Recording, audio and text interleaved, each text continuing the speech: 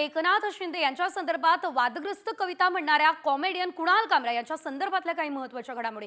Comedian Kunal कामरा आपल्या वक्तव्यावरती ठाम दिसतोय। त्याने एक्स वरती पोस्ट केलाय, माफी मागणार नाही असं म्हटलेलं आहे। मी बेडखाली लपून बसणाऱ्यांपैकी नाहीये असं सांगताच अजित पवार जे बोलले तेच मी बोललो असा दावा कुणाल कामराचा आहे। माझ्या सोसाठी हॅबिटेट स्टुडिओ जबाबदार नाही असं देखील त्याने सांगितलं असल्याचं बघायला मिळतंय। एक झलक दिखलाए कभी गुवाहाटी में छुप जाए, मेरी नजर से तुम देखो गद्दार नजर वो आए, थाने की रिक्शा, चेहरे पे दाढ़ी, आंखों पे चश्मा, हाय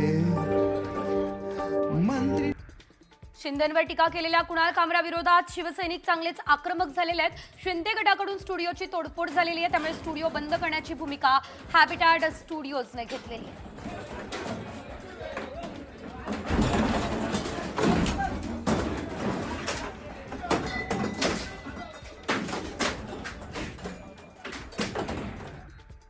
दुसरीकडे कुणाल कामराला खार पोलिसांनी नोटीस सुद्धा बजावली असल्याचं एकंदरीत बघायला मिळतंय। तर कामराला चौकशीला हजर राहण्याचे आदेश पोलिसांनी दिले असल्याचं बघायला मिळतंय।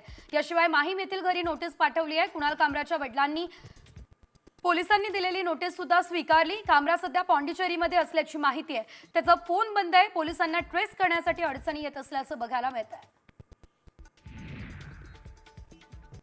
कुणाल कामरा आपल्या गाण्यावर ठाम आहे, तर कुणाल कामरानं चक्क शिंदेंवरचं गाणं मोबाईलची कॉलर ट्यून ठेवली आहे। या गाण्यात एकनाथ शिंदेंचं नाव न घेता त्यानं खिल्ली उडवली आहे। मात्र त्यामुळे कुणाल कामराचा वाद आणखी चिघळण्याची शक्यता नाकारता येत नाही।